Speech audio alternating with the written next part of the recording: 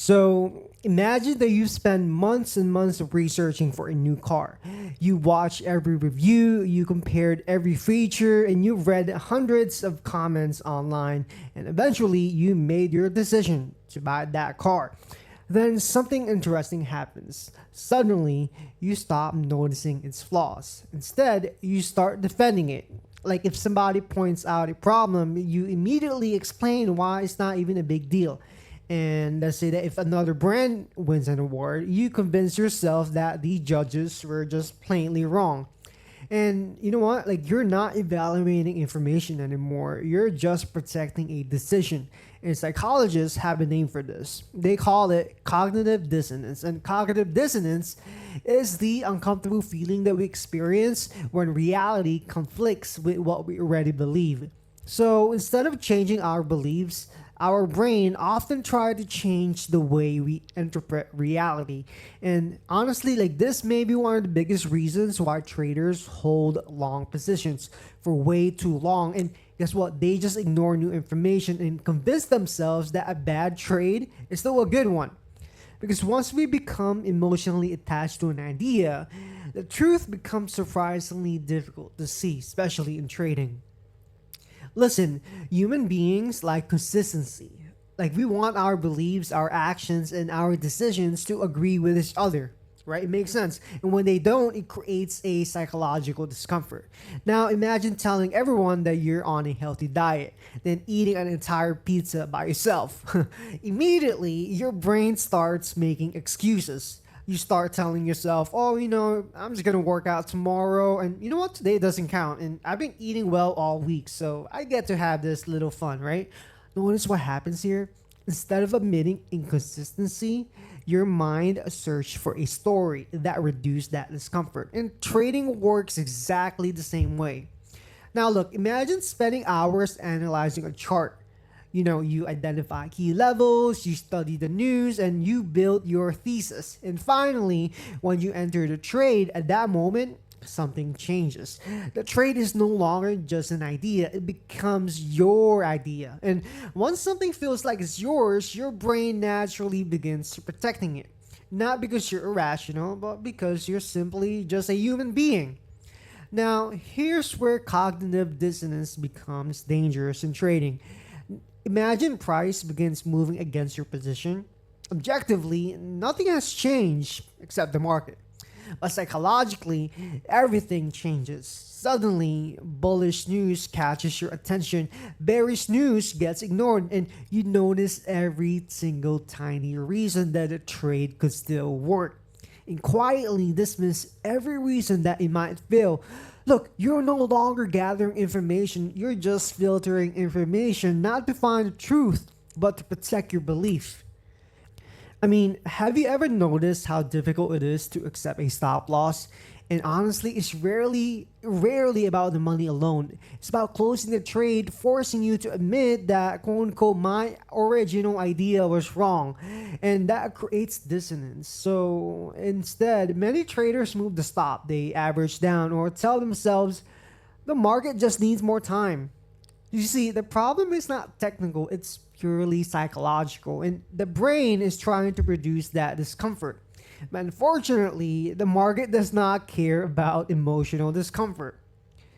Now, imagine wearing a red tinted glasses. Everything begins looking slightly red, right? Not because the world changed, but because your lens changed. And beliefs work exactly the same way. Now, once you convince a trade will rally, your brain naturally notices information that supports that belief. A psychologist calls this confirmation bias. And confirmation bias and cognitive dissonance fuels it. Together, they create an incredible, powerful illusion. And you begin feeling and believing that you're staying objective while becoming increasingly biased. Look, so many traders secretly believe that being wrong is failure, so they fight reality. But here's the irony here: the market does not reward being right, it rewards adapting quickly. And professional traders change their minds all the time, not because they're indecisive, but because they're flexible. And flexibility protects capital, and ego protects opinions. Only one of those pays, trust me.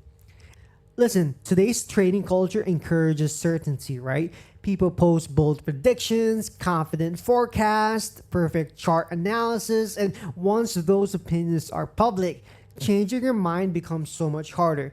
Because like nobody enjoys saying, "Oh, I was wrong," and so many people don't. Instead, they double down, explain why the loss, or simply disappear until everybody just forgets.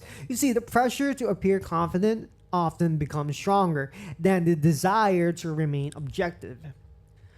Listen, the best traders out there, they all seem to share this one characteristic. Like they have this attitude of curiosity.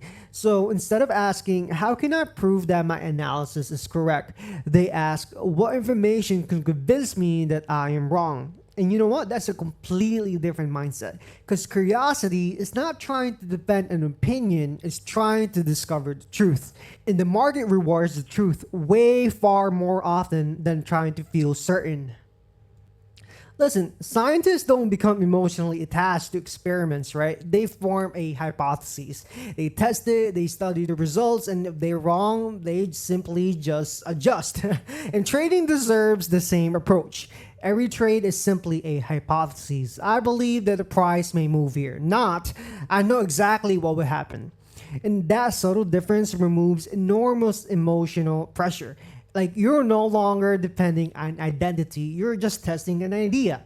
So the next time that you're in a trade, especially the one that's losing, go take a pause and ask yourself, if I didn't have this position already, would I still enter today? And that question is so incredibly powerful because it forces you to evaluate the market in an objective way instead of defending your past decision. And sometimes the honest answer changes everything. I mean, so many beginners think that expertise means certainty, and honestly, it doesn't. Real expertise often sounds like this: I could be wrong. Let's see what the market does. I'll change my view if new information appears. And you know what? That's not weakness, that's psychological flexibility. And flexibility is one of the greatest edges a trader can develop. So, what is the conclusion here? Cognitive dissonance is not even a flaw. It's part of being a human being. Our brains naturally seek consistency. Like we want our beliefs, our decision, and reality to align together. But the markets rarely cooperate. They constantly challenge our assumptions. They expose our biases. They force us to choose between protecting our opinions or protecting our capital. And the traders who improve aren't the ones who never become emotionally attached. They're the ones who recognize when their emotions start to become attached to the outcome. Because awareness creates distance, and distance creates objectivity, and objectivity creates better decisions. Because the market does not ask whether your analysis was brilliant, it asks much simpler question. Like, can you adapt when reality changes? Can you let go of an idea that no longer fits? Can you value truth more than being right? Because the trader who clings to opinions eventually loses flexibility, but the trader who remains curious never stops growing. So the next time a trade starts moving against you, go take a pause and ask yourself, am I protecting my position or am I protecting my ego? And the answer to that question may save you way far more money than the next winning trade could. So master your mind, master the market. This is NQ State of Mind. If you like this video or help you in any way, shape, or form, please like, comment, and subscribe. I promise you I will respond to you. All right, you guys have a beautiful trading day. We'll see you later in the next video.